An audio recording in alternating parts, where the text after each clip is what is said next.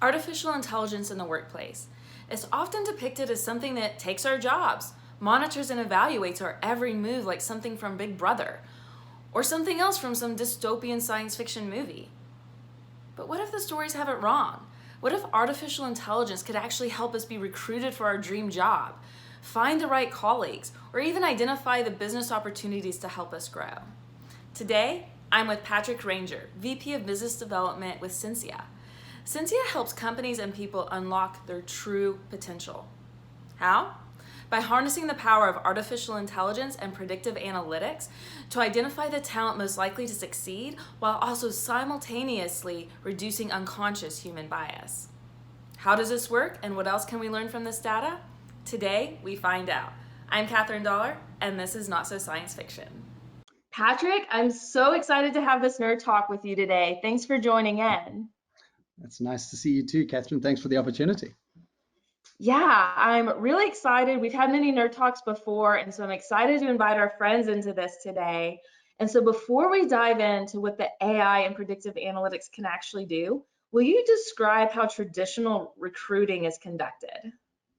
Yeah, absolutely. I think Censia was started in 2017. And part of the mission behind Censia is to help transform the way companies acquire and retain talent. When you think about how companies like Spotify or Netflix have revolutionized the way we watch movies and revolutionized the way in which we listen to music, we felt there was a similar way in which technology could be introduced into HR and people data to be able to remove things like unconscious bias, help promote diversity, empower recruiters to be more efficient, with their time, and to be able to source hard to find skills easier than traditional keyword searches that were perhaps becoming inefficient. And so we wanted to create a platform and a series of APIs that we felt mitigate those challenges, some of those challenges. Right, because I know when I've looked for either vendors or talent, I'm getting on LinkedIn or Upwork and I'm putting in those keywords and I'm just looking profile after profile after profile, Mm-hmm. trying to find someone that might fit that position. Yeah, that's right. And that information that you're scrolling through on whatever platform you happen to be looking at is very subjective. Those platforms are only as good as the data that is put into it, the quality of the data that's put into it. And often it's very subjective, sometimes overstated in some cases, and more often than not, in particular demographics, grossly understated. And so you end up with a challenge of certain demographics, particularly in the United States, with female applications being overlooked because often their male counterparts are far more bullish in promoting themselves on online platforms like the ones you mentioned. And so part of our service is being able to create a more holistic view, and we'll touch on this later on, but a more holistic view of a person's profile so that the recruiter has a far more comprehensive look at a particular candidate that may well be not as obvious about their skill set online. Right, and that makes sense. And I think to give us a snapshot of the difference between like the traditional forms of recruiting, looking through LinkedIn, and like you mentioned, not might not having the full picture of someone because maybe they're not as verbose or like you say, bullish on their LinkedIn. Maybe some are more quiet and not putting their full resume and expertise on there. Can you compare that to the experience of if a recruiter is working within the Censia intelligent platform? So we have a robust UI, which many in the talent acquisition space use primarily as a sourcing tool to be able to identify candidates who are not in their existing ATS. So they don't know about them yet. And often the most exciting and employable person is not in the market. They're not advertising themselves. They're out there shouting from the rooftops that I'm open for work, necessarily, because often the best talent is already in a job. And so what we have is a UI that many recruiters take advantage of to be able to source some of those hard to find skills. For example, we partner with many businesses who are have an existing database of candidates, so they have a robust ATS already. But those ATS systems, again, are only as good as the data that's inside of them. So often those resumes are sitting there for a long time and become stale. So, for example, that's why you may well end up with a job application in your inbox to, hey, Catherine, we noticed your resume and we'd love you to apply for this restaurant management position. And you sit there thinking, why would I be interested in a restaurant management position? But that's because the resume they're looking at of you tells them that you happen to be a server at Applebee's while you were at college. So, and that's how outdated your resume is. Our data, whether you're using it through that UI that I mentioned or through our robust APIs and then through an integration, can help support not only your passive searching of candidates, as I mentioned, but also then retro fit all of those old resumes that you have on file and be able to empower you to then search a more active live database as well as the Censia database of about 500 million profiles of candidates. So to answer your question, so we have that UI that is incredibly popular, that many take advantage of in the talent acquisition space, and then through our APIs we offer integrations to and we'll touch on this as well, all sorts of different companies and organizations that take advantage of those data points, those analytics and derivatives through our API, so that we can enhance and improve their existing systems without them needing to now change their HR tech stack or employ another HR tool, which they're challenged with getting their recruiters to adopt.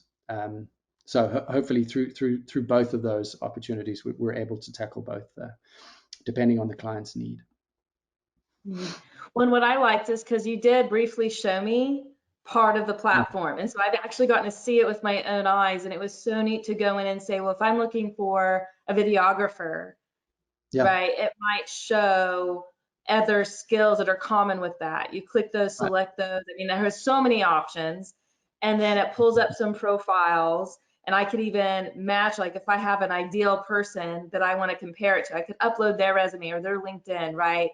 Right. But just how quickly it showed all the people with those skill sets and even tried to match me with skill sets I hadn't even thought of. But this brings me to my next question, which I think is so interesting when it comes to the AI component and the data you're gathering, is what type of data are you really gathering to gain this intelligence? Yeah, and the moment you start talking about data gathering, people start getting nervous, right? They start thinking about, I mean, at the top of the conversation, you were talking about this big brother concept and how worried people get about what AI can do. And, you hear about these, the robots are going to take over eventually. And as soon as people start talking about data, they immediately go to privacy and how is my data being looked after and what's it being used for. And so we're very careful as well. And so to highlight how we acquire our data, and then what we do with it thereafter. So we partner with about 2,500 global publicly available data sources. Publicly available being the key. We never go behind a firewall. So a firewall being, for example, if you mark your social media profile as private, then that is a firewall we'd never go behind. But if it's public, not so necessarily social media, but professional sites, we would then go and with our partners go and get that information. But as you can, so some examples would be, LinkedIn is an obvious one, right? Arguably the world's largest professional database, and then not only do we look at common ones like LinkedIn, PitchBook, Crunchbase, Kaggle, About Me. The list is endless, but we also then acquire company information as well. I mentioned Crunchbase and PitchBook. So we're acquiring the information on the person and who they are and what they like and what they do.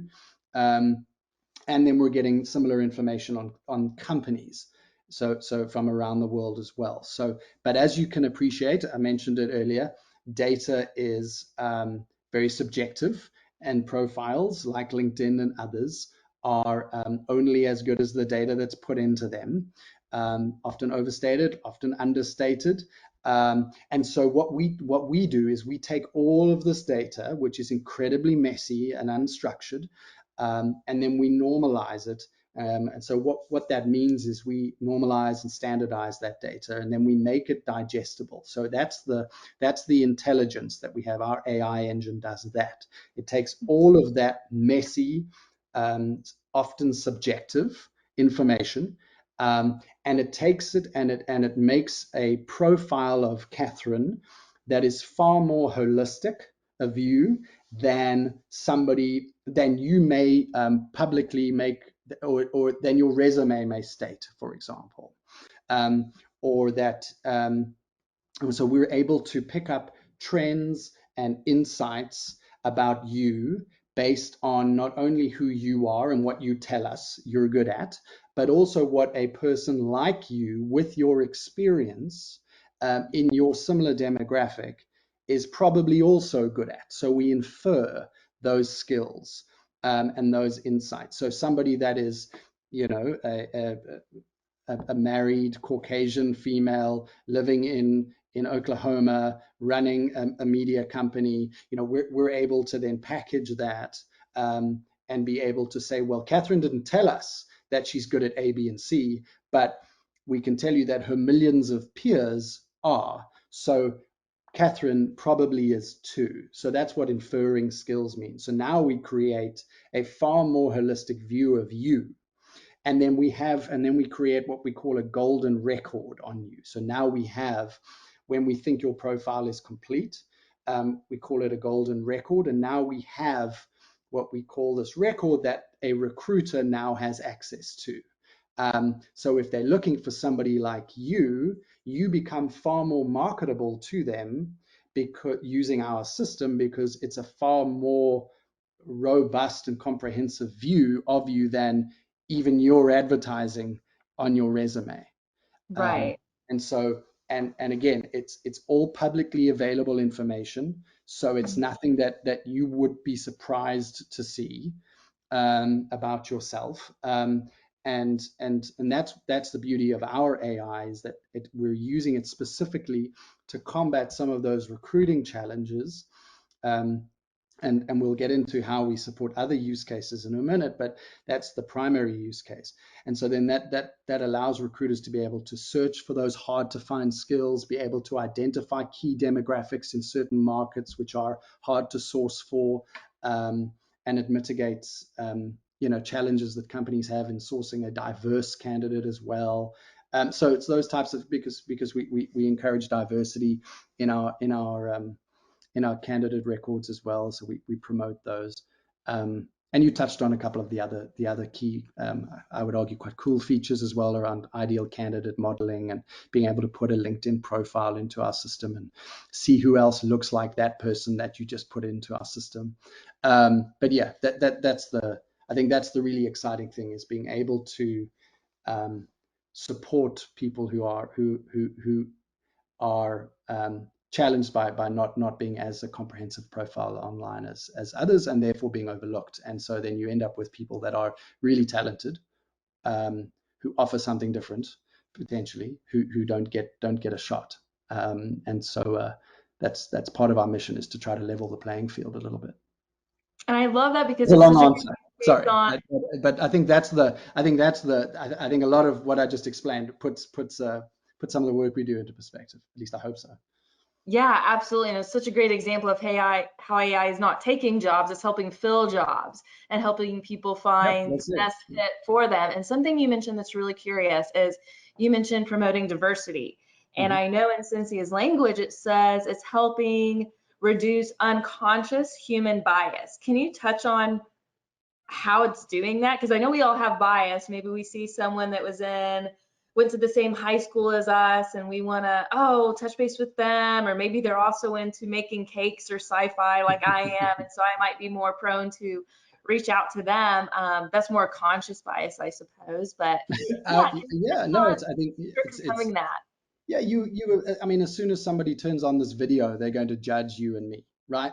Yeah, They're probably looking at your Halloween candy behind you, looking, she's got a pumpkin there, making some decisions based on your, your haircut. They're probably judging me because I don't sound American, so there's an immediate bias those associated are all to. reasons to like us. Come Well, on. I would argue that too, but yeah, that's exactly right. So immediately someone's projecting their bias onto you, and that can limit um, the opportunity for a person to be recruited. Perhaps they're like me.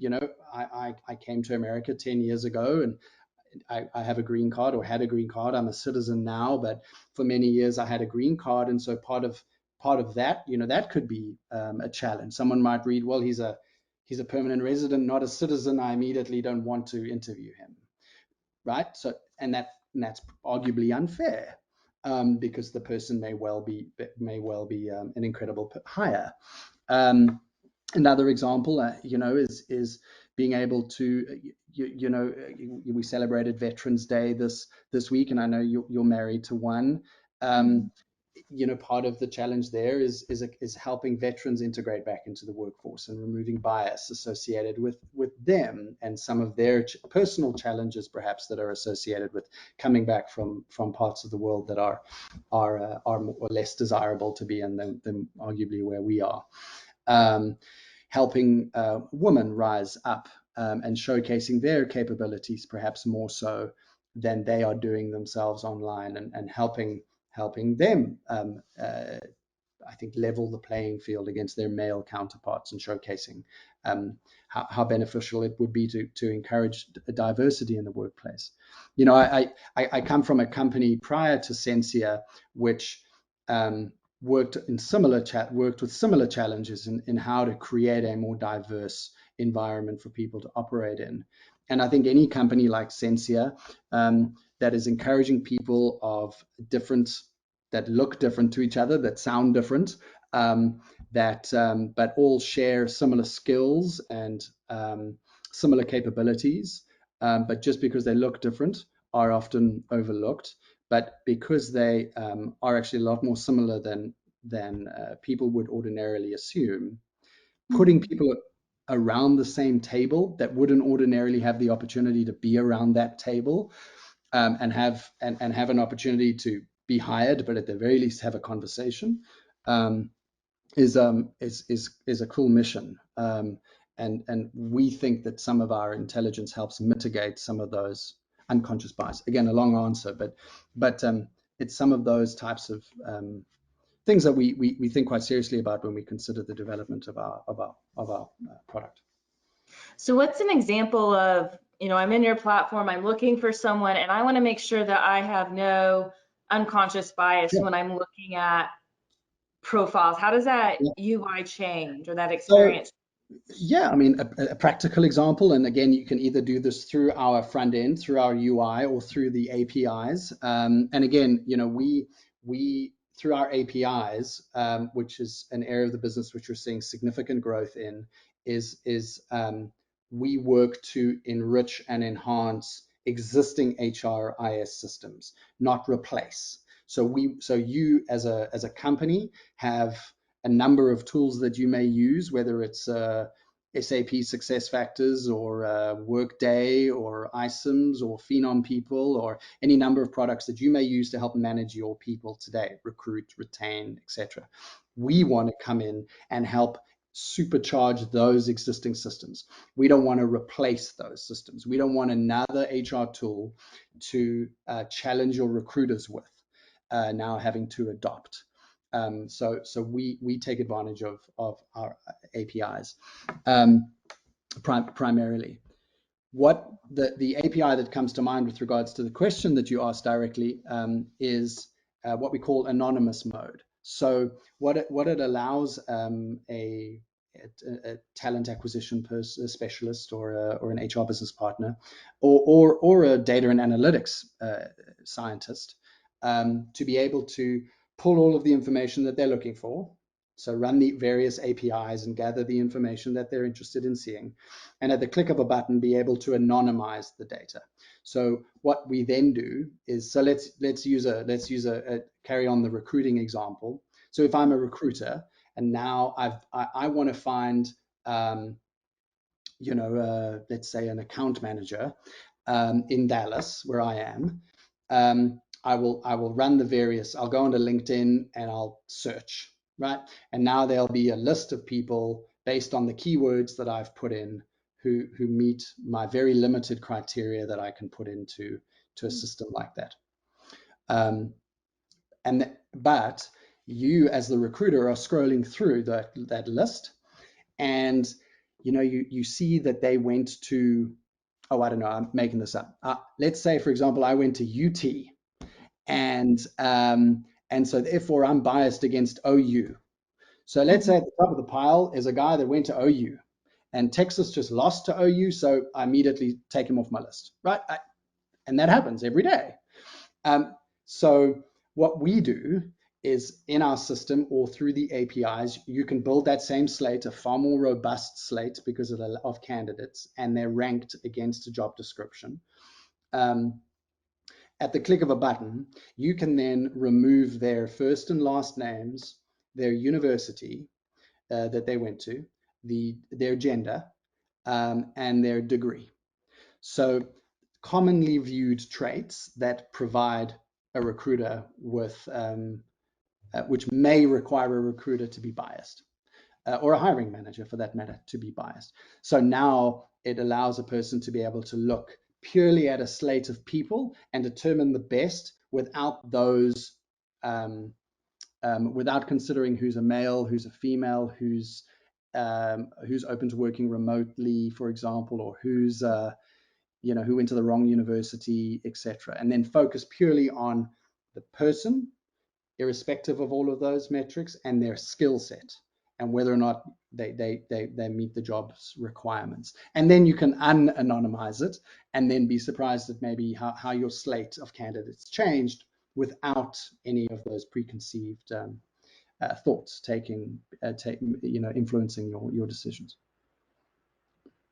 I think that's so important because, like you said, it's so easy to do that. And I think that's probably why Censia emphasizes the unconscious bias, or maybe some conscious bias. I like that they have candy in the background. They seem like they'd be fun to work with in their pictures or whatever. But yeah, the unconscious bias. Right. So far a lot in this conversation, we've talked a lot about recruiting new talent, but I know you also help mobilize internal talent and make sure you're upskilling people that might be a good fit in other parts of the business. Right. I think you may have touched on this a little bit, but I'd love for you to go into deeper information about this. But I know obviously you're looking through all their current data houses, their data warehouses you mentioned, and their current tools besides pulling in new data. But how can we help people that think, hey, I want to make sure before we hire new talent, we don't have internal mobilization possibilities? Exactly. Yeah. So because we know so much about people and their professional profiles, that data can be used to acquire talent, right? So to be able to source those hard to find skills quicker against a job description. So now hopefully a company is hiring faster, and better. And so now that means that a recruiter can be more efficient. So a company can fill its vacancies, because having a lot of vacancies costs a company a lot of money. But then similarly, when you think about talent retention, which is a problem in today's marketplace, the Great Resignation. The Great Resignation. So many employees are making decisions based on all sorts of things, but they're companies are struggling to retain their talent. So one way in which we can support companies to do that, and we're working with a large global New York-based retailer today, is to help them. We help with their talent acquisition, We integrate into their SAP success factors, but also into we're now helping them with their internal mobility as well, where we're exploring ways in which our APIs, so all of that data, can be ingested into their existing systems, and to provide their HR business partners with a far more holistic view of their internal workforce. So a fun example I like to reference is, because we've probably all done this or not done it, is in any or in most companies you'll have an internal HR system, right? And your HR business partner or HR professional will say to you, hey, Catherine, I need you to go into the internal system and I need you to create a profile of yourself. And in that system will be your mid-year and end-of-year reviews, will be your pay stubs, will be your W-2. But I want you to add in there your skills, the skills you think you have. I want you to add in there like the next job you want to have within the company. I want you to think about other departments maybe you want to move within. Now, I never really completed those profiles fully, and there's for a variety of reasons, but nor do many others around the world. So what ours, and therefore a recruiter or a talent management specialist in a company, it's challenged because they look at the org chart and they think, well, I don't know what talent I have. I don't know what skills I have. I know Catherine, I know Patrick, but I don't know everybody that's sitting in the German sales office or everybody that's sitting in accounting.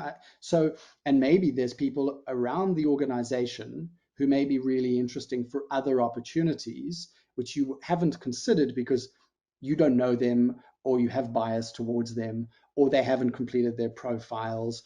And so inevitably a recruiter or a talent person has to go onto LinkedIn to view their own workforce, which is infuriating when people tell us, I'm so tired of LinkedIn knowing more about my people than I do. So what we do is we then go in and through those, as I mentioned, through our APIs, we're able to populate those systems with all of the types of information that I referenced earlier, with same information with when you're acquiring talent, same information is provided for your existing database of your workforce.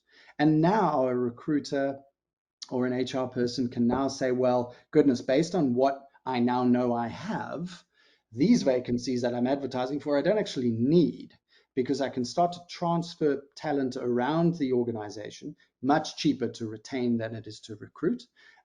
Or I can start to say, well, hang on, Censia, if you can do this for my company, could you tell me how I look in comparison to others that are not clients of ours? So now through our workforce intelligence products, through our APIs that provide labor market data and insights, we're now able to then say, well, this is what you're hiring for. These are the skills you have. When you compare it to your competitors, this is what they have. And they seem to be really focused on these particular skills. You're not. Now we don't tell you why that might be. You can go and figure it out.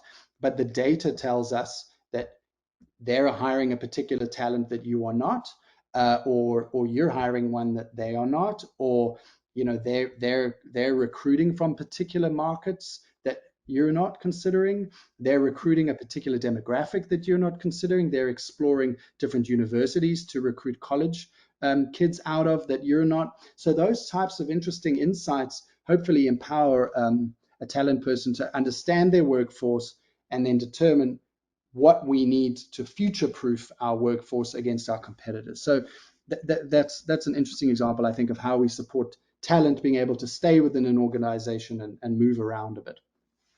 And there's so many things I love about that, because we spoke about the unconscious bias of the recruiters, but like you said, even of the employees that are filling out those profiles for HR and recruitment, if they do fill them out, they might be biased towards themselves, right? Putting skills that they don't actually aren't that strong in, or Yeah. leaving out skills. So you're augmenting that information so HR and recruitment can find out what they're truly good at, maybe pull more from their passions because it's pulling from so many data sources. That's right. And I could see where it definitely help retain because maybe they're going to be happier in that other position. So we talked about Yeah. that great resignation, right? So maybe, oh, they're looking around for another position elsewhere because they really don't feel that satisfied by their current role. But, oh, then approach them and say, would you be interested in this? And it actually ends up being a great fit. And then you touched Yeah. on my next question that Well, was, just the last point on that, because I think you're spot on. But in addition, it helps um, a learning and development team be able to then identify what types of skills we have. Gosh, what types of skills we need.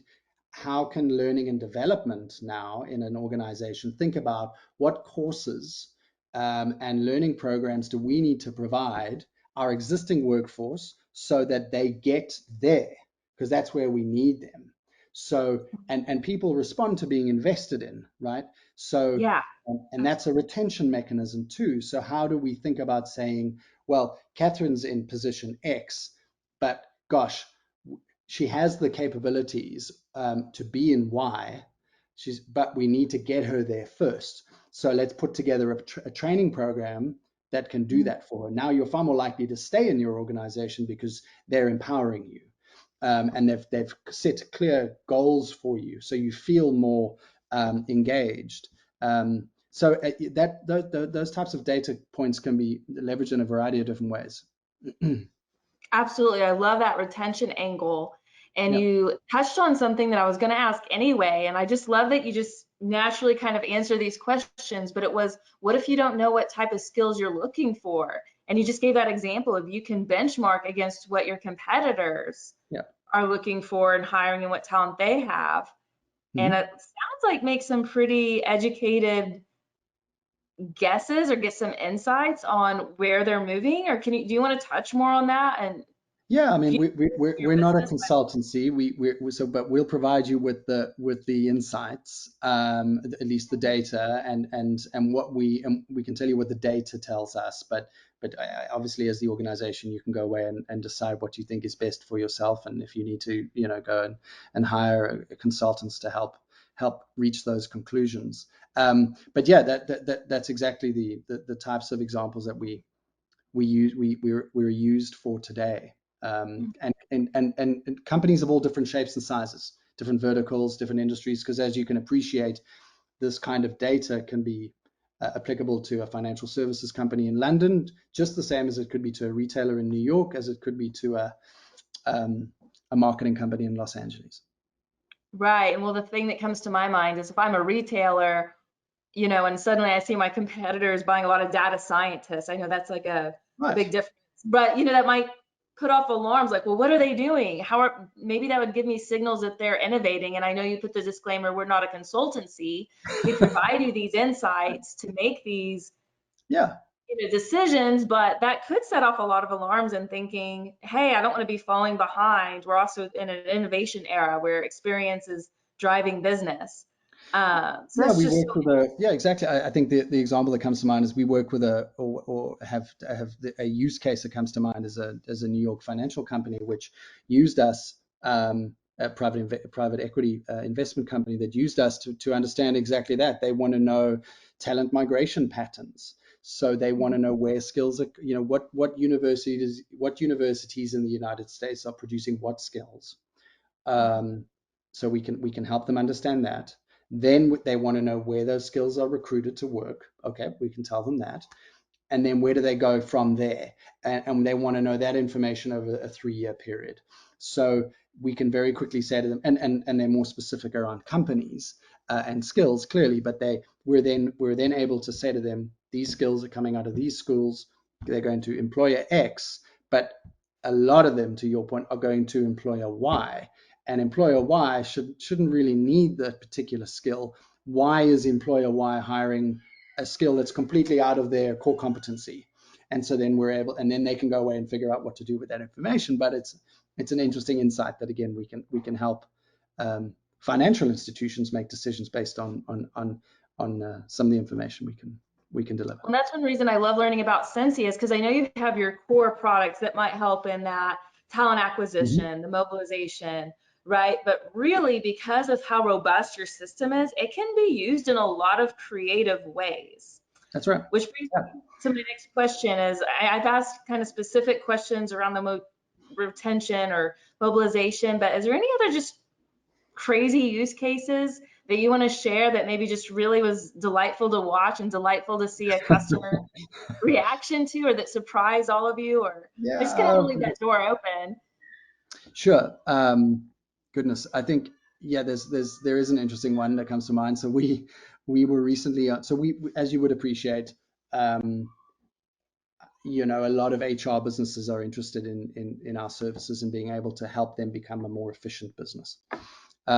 So working with companies, you know, premium executive search firms who are very careful in how they attract talent or how they go and find the talent to fill board seats of publicly traded companies or chief executive officers of global large enterprises. Finding those skills and the requirements of the company are incredibly challenging and will take a long time, right? Months, because we want the person to be, you know, a unicorn. And so finding that unicorn is very difficult, let alone attracting them to the job. So executive search firms pride themselves on being able to find unicorns. So we were in a demo with a particular one, and they had a vacancy that they are searching for a large bank, very high, a C-suite position, and they had been challenged for about 6 months in looking for this particular person. Again, a very difficult vacancy to fill. The job description was very challenging, but based on the information that they could provide us, some of the context, based on the job description that they gave us, we were able to very quickly build a slate of candidates that we thought might be of interest to them. Some of them, you know, and the executive we were talking to said, well, of the 25 or so names you've provided, I recognize 5 or 6, and of course they're ranked, these candidates, against the information we've been provided. And he said it's interesting though, because the person at the top of your list that's ranked number 1 is actually the person we placed in the position. No way. And it took us, you know, less than half an hour to find her, and some of the others names that they'd considered, and it had taken them a considerably longer period of time. So that was a really satisfying example where, you know, they came in really skeptical, because they're very good at what they do. They absolutely are one of the world's best, but we were able to perhaps more efficiently help them find the right person. Again, because our system goes out from 2,500 different sources, brings all that information in. It's far more robust than a recruiter would be able to go and source themselves. Or if they did source it themselves, it would take them ages. Not because they themselves are inefficient, it's just they have to go to multiple different places. If they want company IPO history, they've got to go to, you know, Crunchbase or PitchBook. If they want certain other data points, they've got to go to Yahoo Finance, and then they've got to come back, and then they've got to go over there, and then they've got to go find out if this person's worked overseas, and then they need to go and look at, I don't know, you know, all sorts of interesting websites, and they're flicking between multiple ones, which is inefficient. And instead of, we were able to bring it all together and give them one holistic view of those candidates. And so it was a really satisfying demonstration. And that's one thing I respect about recruiters, and people in these types of Tough roles, is job. it sounds like such tedious work. And so I can see where you're thinking, hey, this would normally take me 6 months. I can now do it in less than half an hour. There could be 2 thoughts. They probably coincide. Is one, this is awesome, you know, like just eliminate a lot of this tedious work. But 2, you know, that's, you know, is this threatening my job? But at the same time, I could also see where it's like, well, now they can be more strategic because they are getting so much other data. They can guide the company more and say, maybe you should look at doing this or doing this to future-proof your company, retain, your workforce a lot of those more strategic questions versus the tedious manual, just trying to fill this position Yeah. so we can keep the wheels running on our Yeah, company I and mean, department it's going. still the recruiter, I think, is still key, as is a person with any kind of intelligence or AI or that's being built in the world today.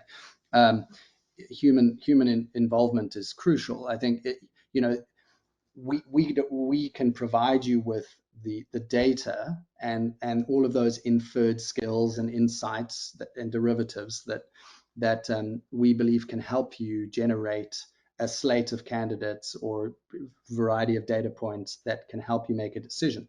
You still have to make the decision. Right. You still have to decide if the person's a good cultural fit. You still have to interview them. You still have to, if they're a passive candidate, you still got to market your company to a candidate and say, hey, Catherine, this is who we are and this is why we think you're great. Would you be interested?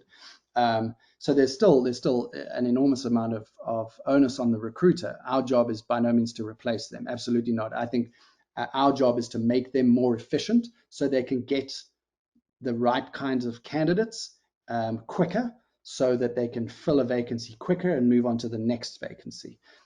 There's always going to be vacancies. People are always moving around. We're just trying to make it easier for companies to be able to slow it down and recruit and retain people better. And this brings me to my next question. I think you've touched on this a lot during this interview. What type of companies best benefit or departments best benefit from working with Censia? Yeah, I think it depends on your need. We've spoken a lot about talent acquisition, and so HR departments and any company that's hiring would benefit from that. And then again, they can leverage our UI if they're interested in exploring a different front end, which and you touched on it earlier, is we would argue very user friendly. Or through our APIs, being able to plug into your existing systems and make them even better than they are today, because we have all of that data that your systems don't. Then we spoke about talent retention. So we spoke about internal mobility, upskilling, and how our data can support HR and learning and development teams. And the C-suite makes more strategic decisions based on the talent and the skills that they have. I think the third and interesting use case for us or primary use case for us is partnering with companies to be able to provide them with additional insights and data that they already have. So large organizations will have AI themselves that they leverage and have a bunch of technology that either they have built themselves or they have bought to be able to provide them with insights on the market in which they operate or the people that they are interested in going after, or from a talent acquisition or from a new client, or and so what the third primary use case, I think, is the opportunity where large organizations who have those existing robust data warehouses of all sorts of interesting insights, which they leverage for a variety of different reasons, would be able to then Censia would be able to integrate into those, and we do with many large organizations. We integrate into those data warehouses, so we are an additional tool to what they have already. And some would say, "Gosh, you can answer a variety of problems, so I don't need my AI team to go away and build that solution. I can just buy Censia." Like, yes, you can just subscribe to Censia. So that frees up resources to do other things. Now, we help companies, and that's multiple of the big accounting firms around the world use us in their people advisory services, for example, because their consultants are challenged with really difficult questions that they get asked, big questions like, "Hey, Catherine, between Brexit and COVID, what should I do with my European-based workforce? Oh, yeah. Should they all work remotely? Should I close an office and relocate skills, relocate people? Should I, what should my expectations be? I mentioned, work from home, but what should I be thinking about with regards to people, the workforce tomorrow? What are my competitors doing? And it's those types of challenging questions that the consultants are often asked, and they can turn to us and others that they have in their own data warehouses to be able to then give them information to go back to a client and be able to provide interesting arguments around what direction they could consider taking. And we work with several, as I mentioned, accounting firms and management consulting companies to be able to help their consultants have those types of conversations and have the data on hand to feel like they're really empowered. I think that's the other interesting example of how our data is used. That's so awesome. And you touched on a good point, is if they already have AI and they already have all this data, you're not replacing them, you're just augmenting that for specific uses and empowering their team, really. So yeah, we're an I additional you can provider. hear my dogs in the background. I think they want to join the Nerd Talk. I put them in the back of the house. And they're excited to join. They can tell it's a good discussion. Yeah. Well, for those of you that have been listening, thank you for joining us, friends. This is going to be put on the Not So Science Fiction website. So if you want to refer to it again and see some of the text associated with it, so you can easily find your questions and answers there. But also go to the Censia website or reach out to me directly. I will make an introduction to Patrick. Or if you reach out to Patrick, specifically just mention Not So Science Fiction and you watch this awesome Nerd Talk. And then you want to talk more with him, I'm sure he'll be happy to have a conversation with you, show you a demo, all that good stuff. Right, Patrick? Yeah, with pleasure. I welcome the opportunity. Companies of all shapes and sizes, and as I think anybody that's enjoyed this conversation can appreciate, our data can be used in a variety of different ways. So if you think you've got a challenge that we might be able to solve, email me. My email is pranger, so my initial and surname RANGER at Censia, CENSIA.com, and mention Not So Science Fiction and that you watch this conversation, and I'd be happy to help answer your questions. Yeah, well, Patrick, as always, I enjoy our Nerd Talks. I can't wait for the next one. It's just going to be so fun watching what else Censia does. And until next time, this is Not So Science Fiction.